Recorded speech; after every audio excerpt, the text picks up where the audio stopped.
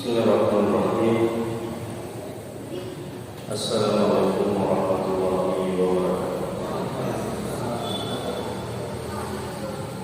Alhamdulillahi wa kafa wa sallallahu wa sallam ala nabiyina Muhammad wa ala alihi wa sahbihi wa sallam.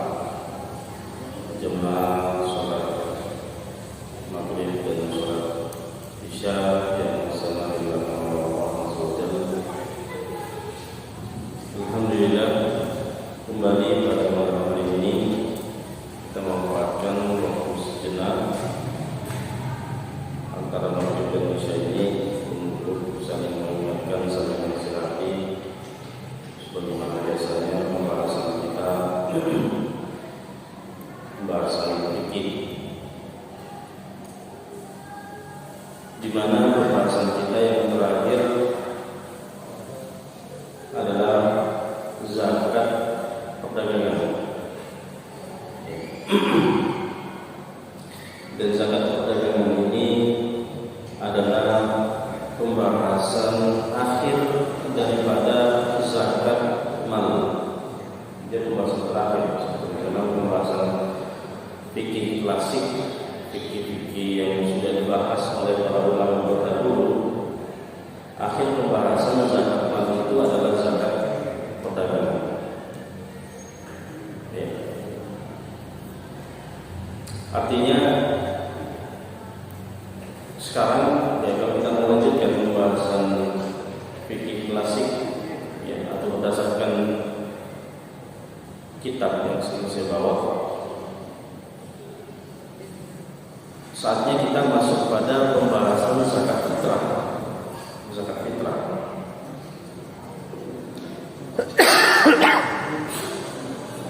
Sedangkan pembahasan zakat fitrah ini, seingat saya itu sering kita angkat menjelang Ramadan. Biasanya kita bahas bersamaan dengan puasa. Ya. Jadi biasanya menjelang Ramadan kita khususkan pembahasan kita dengan pembahasan puasa dan pembahasan yang berkaitan dengan bulan Ramadan secara umum. Ya. Maka untuk pembahasan zakat fitrah kami tunda pembahasannya. Insyaallah nanti menjelang bulan Ramadan kita bahas kembali. Setelah pembahasan zakat fitrah, masuk pembahasan golongan yang berhak mendapatkan zakat, para mustahik. Orang-orang yang siapa sebetulnya orang-orang yang berhak mendapatkan zakat. Dan ini adalah pembahasan paling terakhir di kitab zakat. Setelah itu masuk pembahasan kitab puasa. Setelah pembahasan kitab puasa masuk pembahasan haji dan umroh. Tapi saya memandang jamaah sekalian, sebelum kita masuk pembahasan golongan yang berhak mendapatkan zakat ini, kita mengangkat sedikit pembahasan kontemporer tentang zakat. Pembahasan kontemporer tentang zakat. Dan di antara pembahasan kontemporer tentang zakat jamaah sekalian adalah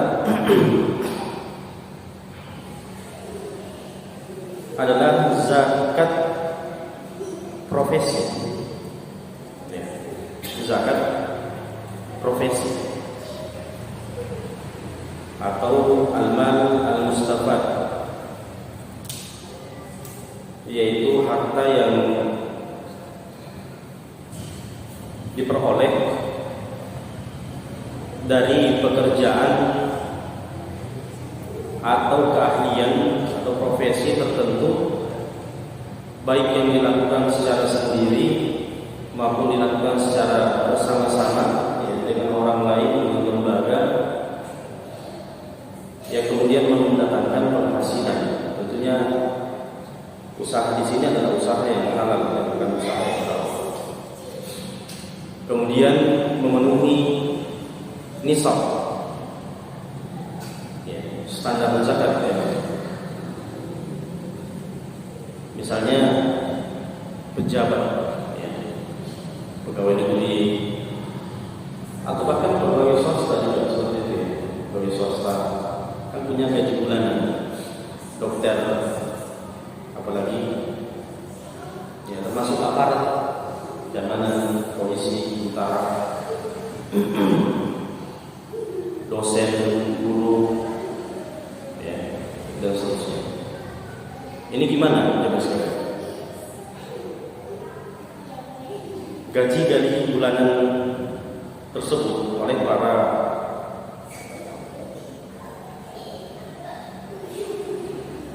pejabat, apakah harus dikeluarkan zakatnya per bulan atau gimana? Nah, sebenarnya hukum zakat penghasilan ini coba sekalian, atau zakat profesi ini, kalau kita melihat pendapat 4 mazhab Hanafi, Maliki, Syafi'i, dan Hambali, ini tidak wajib. Dia tidak ada namanya zakat profesi yang dikeluarkan bulanan, tidak ada. Yang ada apa? Yang ada adalah setiap gaji itu ketika dia masuk dikonsumsi oleh pemiliknya, kebutuhan-kebutuhannya dan seterusnya, nafkahnya, apa yang masuk ke dalam tabungannya, itulah yang nanti dilihat. Kalau mencapai nisab, barulah dia berhitung haul. Sama seperti zakat uang yang pernah kita jelaskan. Seperti itu sebetulnya kalau menurut 4 mazhab.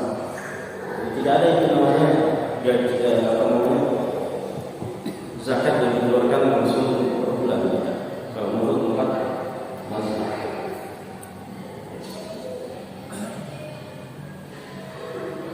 Nah, ini kalau kita kembali ke 4 mazhab. Namun para ulama kontemporer dengan sekalian, di antaranya seperti Syekh Abdul Rahman Hasan, kemudian Syekh Muhammad Zahra, Syekh Abdul Wahab Khalaf, Syekh Yusuf Al-Qahawi, kemudian termasuk Syekh Abdul Az-Zuhaili. Begitu juga dengan kajian Majma' Fikih dan fatwa Majelis Ulama Indonesia. Jadi Majelis Ulama Indonesia juga ternyata ya, dalam fatwanya nomor 3 tahun 2003 itu menegaskan bahwa zakat profesi, zakat penghasilan itu hukumnya wajib. Hukumnya wajib. Ini berangkat dari mana ya Mas? Kenapa sampai ada pendapat kedua ini? Sebenarnya ini mengacu pada pendapat sebagian sahabat. Jadi memang ada sebagian sahabat yang berpendapat seperti itu. Di antaranya adalah Ibnu Abbas, kemudian Ibnu Mas'ud, termasuk Muawiyah, itu dari kalangan sahabat. Kalau dari kalangan tabi'in ada Imam Zuhri, kemudian Hasan Basri, termasuk juga Al-Makhul. Dan ini pendapat yang dipakai oleh Umar ibn Abdul Aziz di zaman beliau menjadi seorang khalifah, beliau mewajibkan.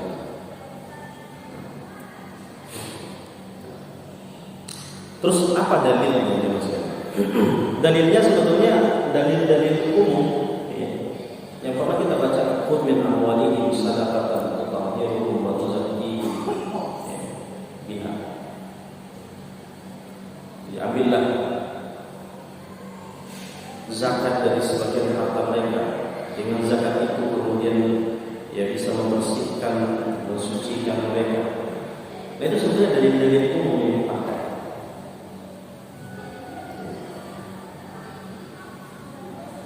Kalau berdasarkan hadis, ya, berdasarkan hadis ada beberapa hadis yang dipakai, juga hadis-hadis yang sifatnya umum.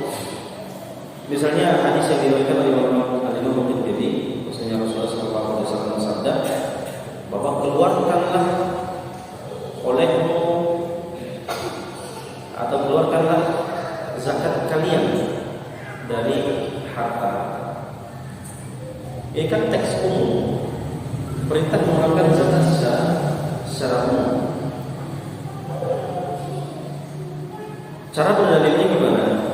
Kalau dia adalah umum, maka kalau begitu mencakup penghasilan bulanan.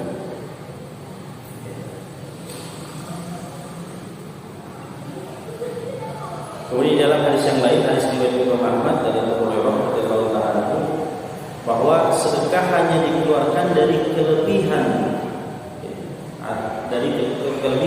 dari kebutuhan ini. Ada kebutuhan atau kelebihannya dikeluarkan.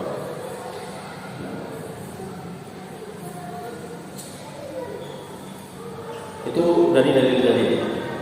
Kemudian pertimbangan yang lain yang dipakai oleh pendapat yang kedua ini, sebagaimana yang dijelaskan oleh Syekh Muhammad Ghazali dalam kitabnya Al-Islam wal Qaul Al-Iqtisadiyah. Beliau mengatakan bahwa sangat tidak logis kalau tidak mewajibkan zakat kepada orang-orang yang punya profesi seperti dokter, di mana penghasilannya per bulan ya, itu bisa melebihi penghasilan petani setahun. Ya.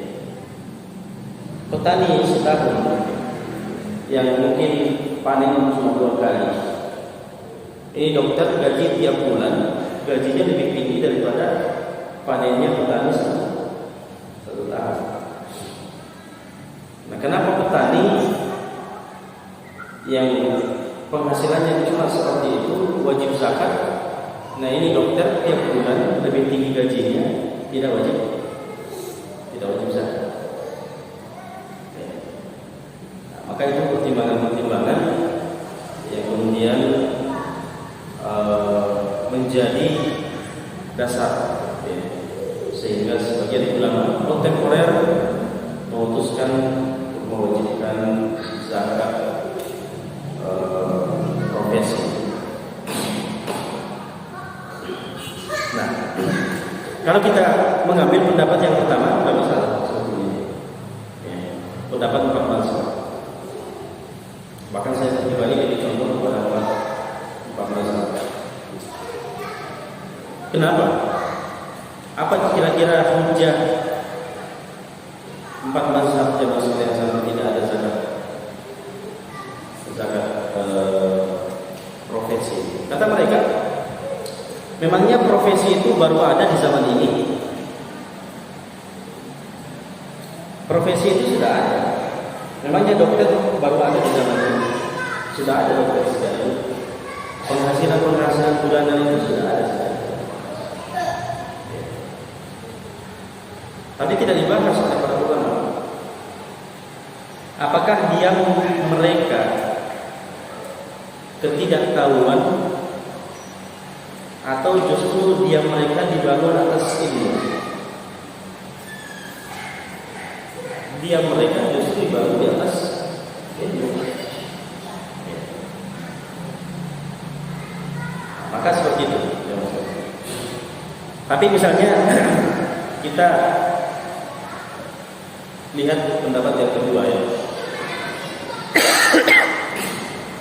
yang mewajibkan zakat penghasilan itu per bulan.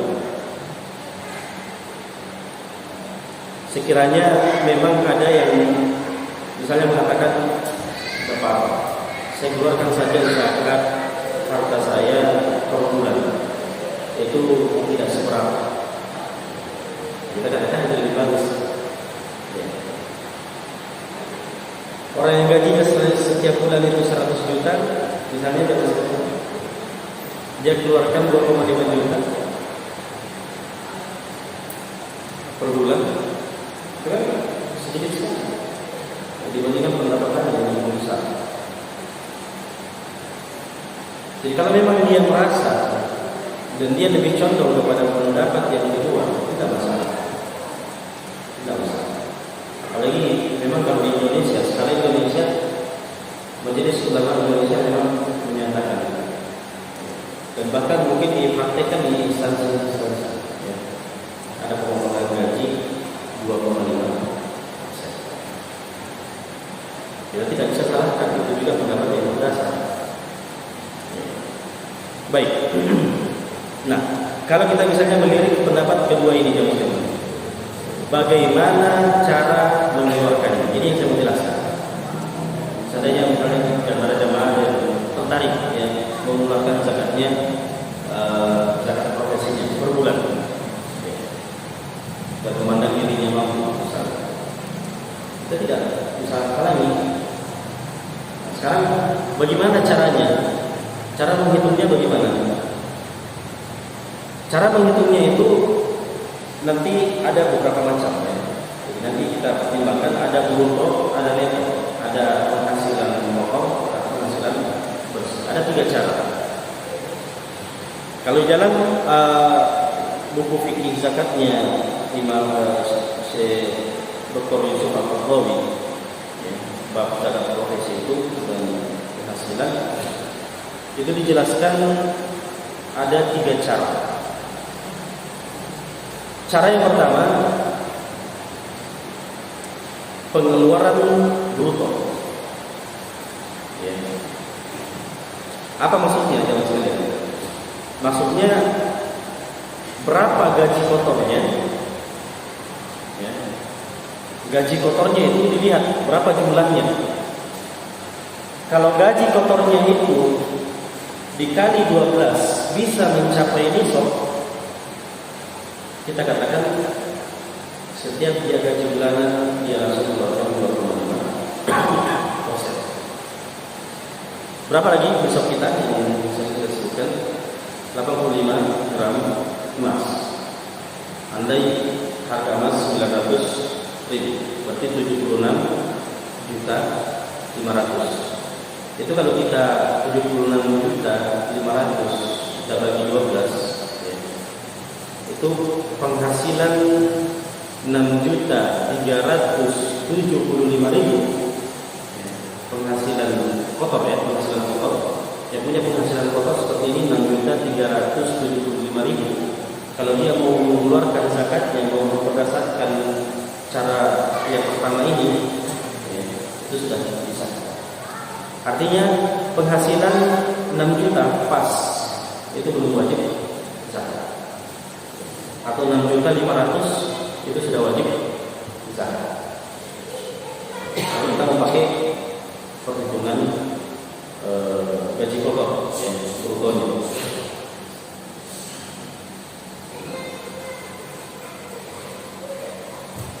Nah, hal ini jadi dia misalnya tadi anggaplah gajinya itu 6.500.000. 6.500.000 ini kan kalau dikali 12 dalam 1 tahun itu kan 78 juta. Itu 78 juta sudah melampaui nisab. Maka kita katakan ya 6.500.000 tadi ketika setiap dia gaji dia langsung keluarkan berapa? 2,5%. Berapa 2,5%? 162.500. Itulah kalau setiap bulannya. Kalau dia punya gaji 6.500.000. Itu kalau kita pakai nisab apa? Emas. Nisab emas kan tadi 85 gram. Tapi kalau misalnya dia mau pakai perak, berapa perak itu? 595 ya. 595. Anggaplah 1 gramnya itu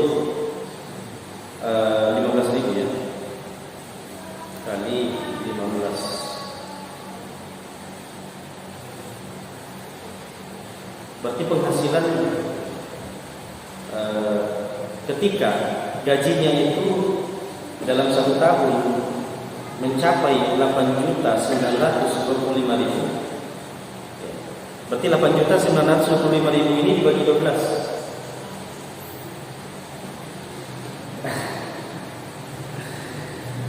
Gaji bulanan 743.000 sudah wajib zakat.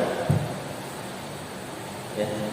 Gaji bulanan 743.000. Kalau kita mau pakai apa?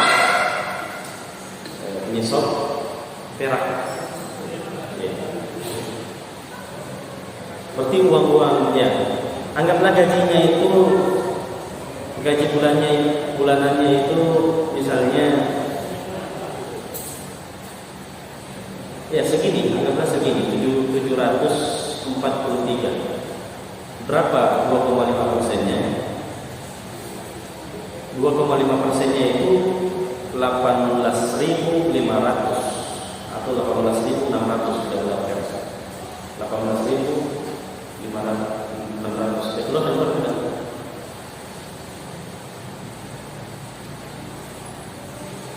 Kita katakan ya mas sekalipun ya, saya kira sekalipun kita pakai ya, untuk mewajibkan kepada umat itu kita tidak pakai nisab perak ya. Saya kira kalau kita pakai nisab perak kita semua yang mungkin sudah wajib ya. Tapi sekiranya ada yang mau memakai nisab perak, punya kesadaran mau cepat mengeluarkan zakat, misalnya dia katakan mana ada, saya tidak punya penghasilan 6 jutaan dalam 1 bulan ya. Penghasilan saya cuma 3 juta dan saya juga mau keluarkan zakat, saya tidak mau kalah dengan orang-orang kaya. Dia pakai apa? Silakan dia tidak pakai perak. Dia pakai perak.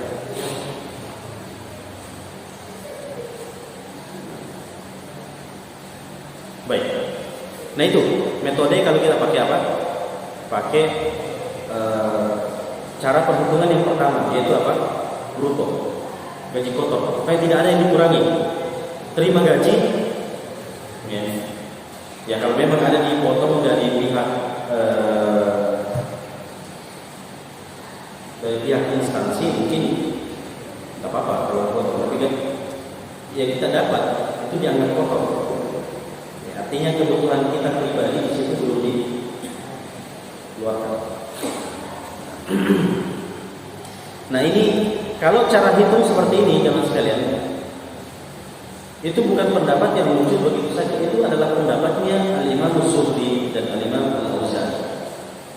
Ya, Al-Imam Zuhri dan Al-Imam Al-Auza'i. Apa kata mereka? Bila seorang memperoleh penghasilan, dia punya gaji, ingin membelanjakannya sebelum bulan, ya sebelum bulan wajib zakat datang, maka hendak dia segera mengeluarkan zakat itu terlebih dahulu sebelum membelanjakannya. Artinya, ya jangan dia kurangi dulu kebutuhannya, ambil kotornya langsung keluarkan 25%. Itu hujahnya.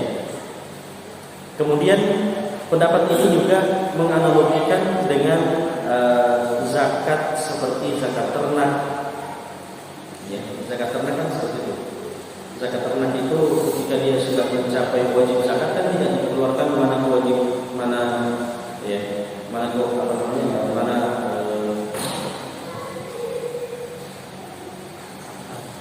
mana biaya-biayanya tidak. Baik, itu cara hitung yang pertama. Cara hitung yang kedua, ini opsi yang kedua ya. Sebenarnya ada 3 opsi dan 3 opsi ini sebetulnya pilihan. Terserah mau pilih yang mana. Opsi yang kedua yaitu dipotong operasional kerja. Ya. Dipotong operasional kerja. Artinya apa ya?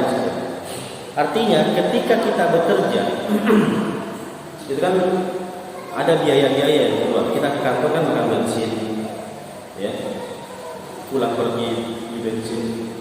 Di kantor juga ada makan siang mungkin kita beli sendiri. Ya, itu kalau misalnya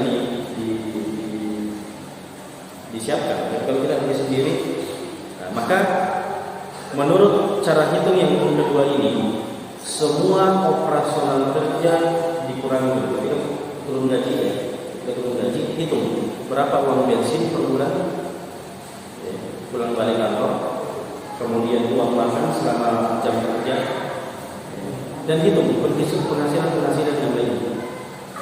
Kurangi itu sisanya, ya, sisanya berapa? Ya. Kalau sisanya jangan sekalian adalah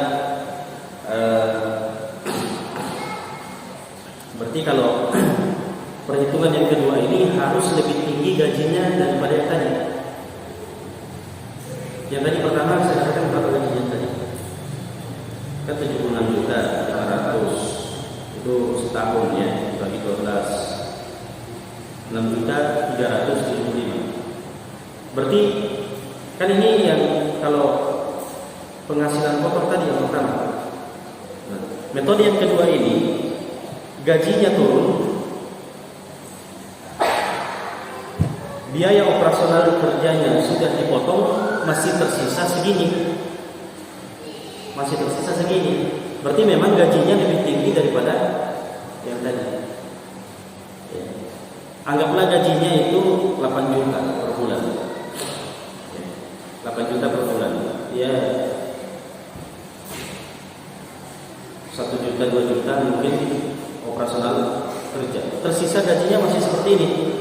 Nah, maka kita katakan ya, kalau masih tersisa gajinya seperti ini, berarti nanti kalau dikali 12 tetap mencapai nisab. Tapi kalau gaji kotornya seperti ini, kemudian dipotong operasional kerja, anggaplah 2 juta, berarti sisa berapa? Sisa 4 jutaan. 4.300.000 ya, saya kurangi dulu 2 juta, kan 4.375.000. Nah ini kalau dikali 12, ya kan sisa 52.500.000. 52.500.000 kalau berdasarkan nisab kan sudah kurang dari nisab. Kalau begitu wajib zakat atau tidak? Tidak wajib. 52.500.000 kurang dari nisab. Nisab kan 76.500.000. Nah ini kalau kita pakai metode yang kedua untuk menghitung zakat profesi. Tapi lagi-lagi kalau dia mau mengambil itu tadi nisab emas, kalau dia mau lagi mengambil nisab perak, kita katakan ya, tetap kena. Ya. Kalau nisab perak tadi kita katakan penghasilan 700-an per bulan itu sudah kena. Ya. Itu metode yang kedua. Nah, metode yang kedua ini jemaah sekalian, ini dianalogikan, dikiaskan dengan hasil bumi. Hasil bumi. Ya. Apalagi namanya? Seperti padi ya, sawah. Itu kan dikurangi dulu, dilihat apakah ada pengairan atau tidak. Kalau ada pengairan, maka 10%. Ya. Kalau ada pengairan, maksud saya biaya, maka 5%. Kalau tidak pakai biaya pengairan, maka 10%. Ya. Nah, cuma kalau kita ambil persis dengan hasil bumi, memakai 10%, 5% banyak. Nanti zakatnya dikeluarkan di 10%, 5% banyak. Kalau 2,5% kan banyak. Dan ini adalah pendapat Atok, ya, Atok di bagian bawah. Baik. Cara yang ketiga Mirip dengan cara yang kedua. Cara yang kedua kan dikeluarkan apa? Operasional kerja. Kalau yang ketiga ini neto. Neto itu apa? Bersih. Bersih itu bagaimana? Pokoknya dikeluarkan semua. Dikeluarkan operasional kerjanya, dikeluarkan kebutuhan pribadinya, dikeluarkan kebutuhan keluarganya, nafkahnya, semuanya, ya. Setelah dikeluarkan semuanya dan tersisa, ya, tadi 6.375 masih tersisa seperti itu. Berarti ini gajinya besar, ya. Gajinya lebih besar, mungkin 10 jutaan yang gajinya. Dipotong semua, masih tersisa 6.375.000. Maka kita katakan wajib zakat. Dikeluarkan 2,5%.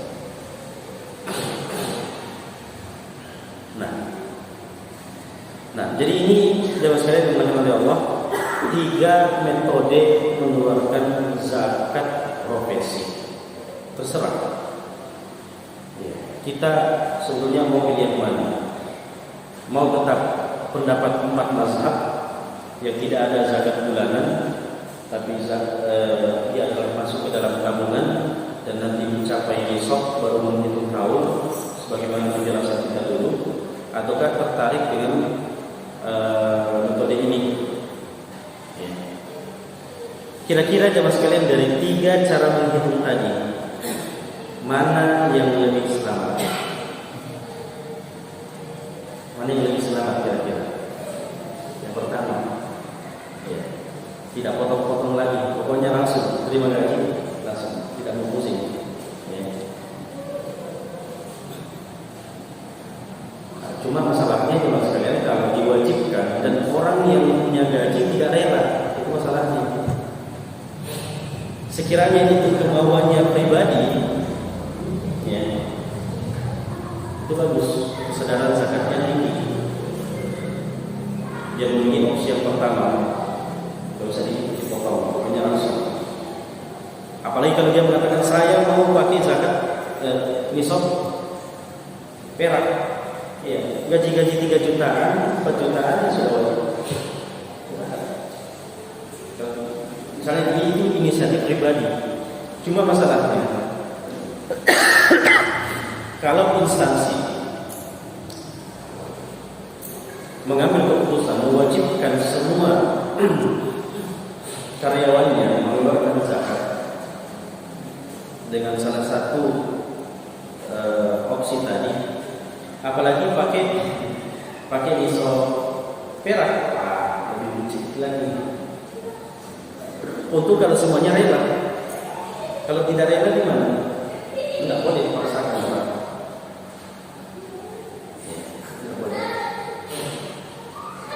Makanya diambil jalan tengahnya sebetulnya. Mana yang lebih mudah?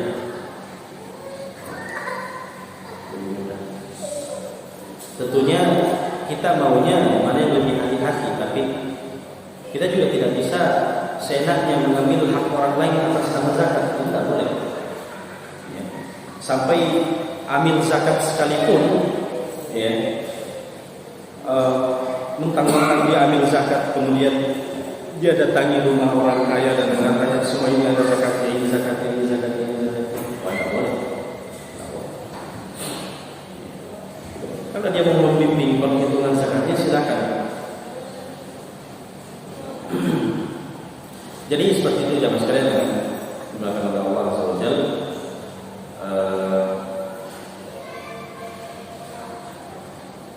Saya tidak tahu ya bagaimana sebetulnya yang dipraktekkan di luar oleh instansi-instansi. Apakah metode yang pertama, kedua, atau yang ketiga? Yang jelasnya kalau kita hal ini dikembalikan kepada diri kita masing-masing, ya, itu lebih afdal, karena ini masalah, ya, khawatir harta kita ini sudah wajib zakat tapi kita santai-santai saja, ya, mendingan cepat keluar, itu lebih aman, ya.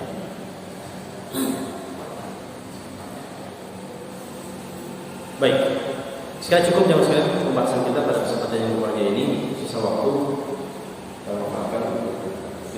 Ya, silakan. Kita ada yang ingin. Kalau misalnya orang mengambil opsi ini, salah satu di antara yang kedua ini, Ya. apakah harta-harta lain itu sudah tidak dihitung lagi? Yang mana? Hartanya yang lain. Zakat tabungan, misalnya. Tetap jalan. Tabungannya yang lain, Tetap jalan. tapi dikasih hitung juga. Iya. Gimana cara perhitungannya nanti? Ya sama seperti yang pernah dijelaskan. Jadi dua perhitungan. Jadi kan ada yang kan kalau dia zakat tabungan kan itu gampang karena dia per tahun. Jadi dia sibuk saja dengan bulanan dulu. Hartanya yang tersisa dengan yang tahunan itu kan sekira tidak mudah itu sampai ke besok kemudian mencapai haul. Ya maksud saya kalau misalnya hartanya yang lain itu selain gajinya itu mencukupi haul. Mencukupi haul. Jadi kalau kan juga misalnya dia punya emas. Nisab mencukupi juga nisab. Iya. Dan gajinya juga dia keluarkan setiap bulan. Iya. Wajib. Saya maksud berarti ada dua perhitungan zakat. Tidak masalah karena ini dua hal yang berbeda. Karena emas dengan gaji bulanan kan mudah dihitung. Apalagi ini bulanan ini tahunan.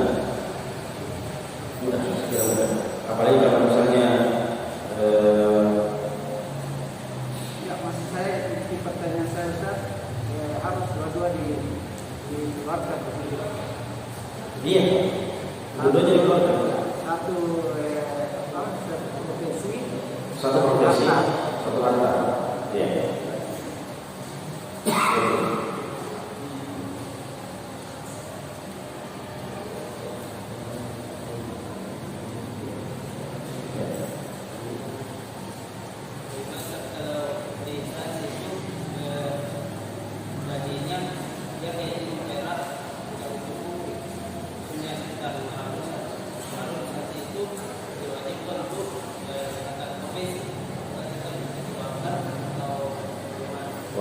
Ini parah ini,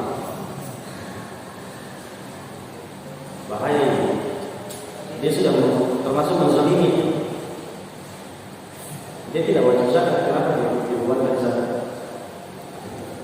Mau pakai di emas, mau pakai di perak, tidak bisa. Maksudnya gaji 500 itu kan. Ya, kecuali kalau memang harga perak itu mungkin 10.000 saja. Tapi kan estimasi kita 15.000 perak.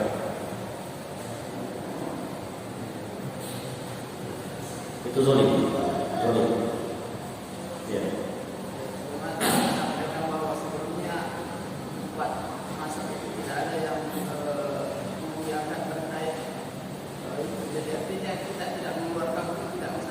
Ya, kalau kita ikut empat mazhab ya.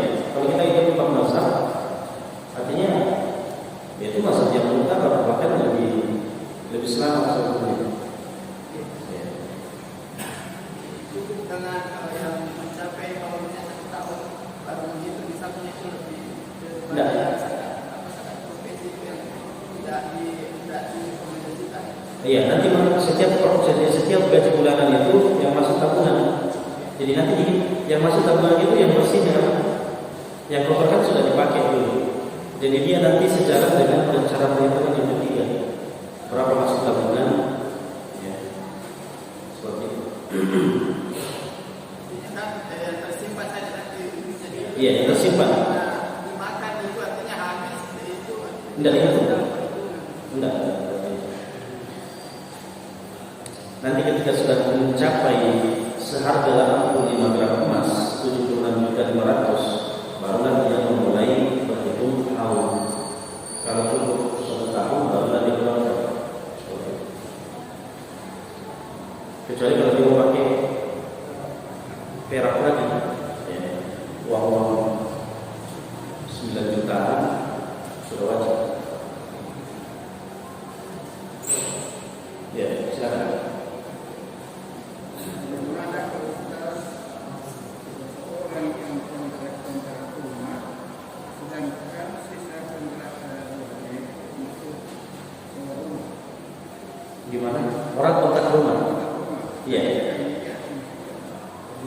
gajinya untuk utang rumah. Baik.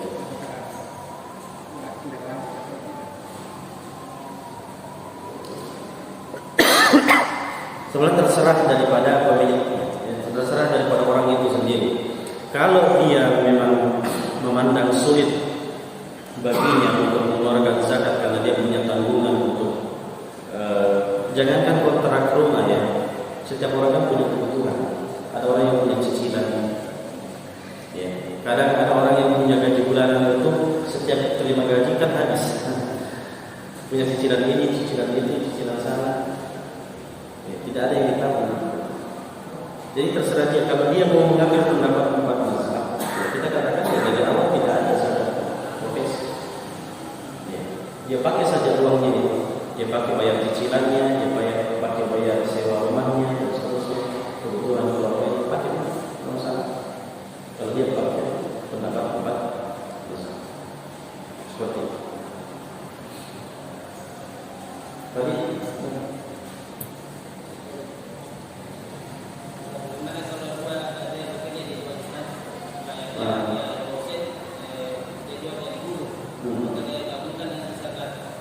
digabung. Jadi profesi itu langsung dia digabung penghasilan bulanannya.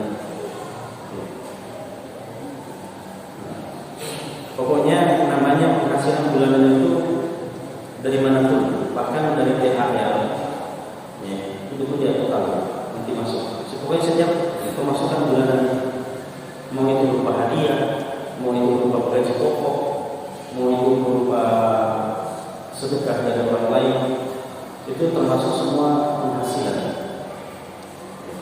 Jadi penghasilan itu bukan cuma dari dari satu tempat saja, tempat bekerja.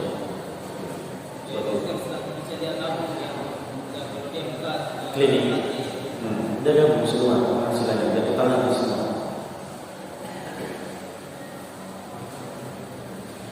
Banyak dokter itu sudah di rumah sakit, buka klinik pula. Itu sedikit, kalau 100 juta ya.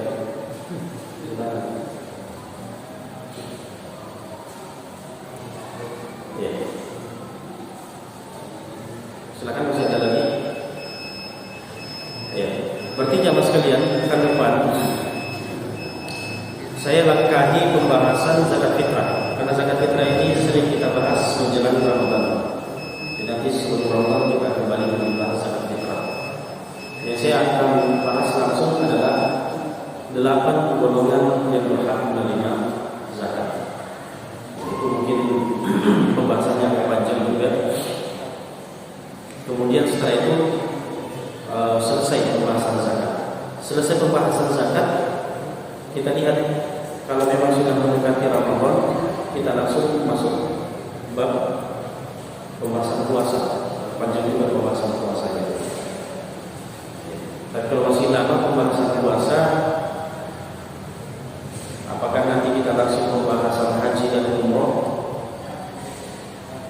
Nanti dilihat. Berapa bulan lagi Ramadan?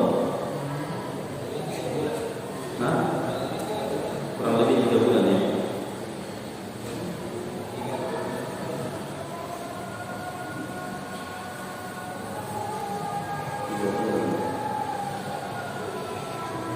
Berarti kalau begitu setelah 8 golongan zakat, langsung kita masuk pembahasan puasa. Langsung kita masuk saja. Kita mau memanfaatkan Sya'ban pembahasan puasa. Barakallahu fikum wa jazakumullah